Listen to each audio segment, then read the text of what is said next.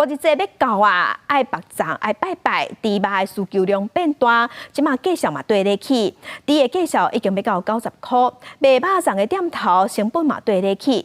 婚林肉品市场就分析讲，因为即阵天气愈来愈热，会影响猪的成长，所以市场即马需求量更大，所以价上百面会起。炒好的糯米配干贝甲香菇丝，咸内仁，还有已经卤甲真透的三层啊。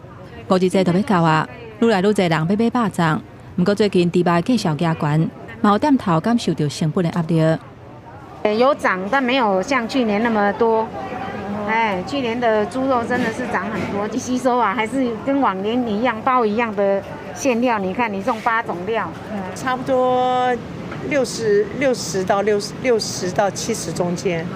对，觉得还 OK 这样。我觉得还 OK， 而且大家价钱都差不多。南门市场朱地辉表示，肉粽的原物料甲去年同期来比，差不多起1成至2成，遮侪店头拢拍拼卖起价，价格是起5块。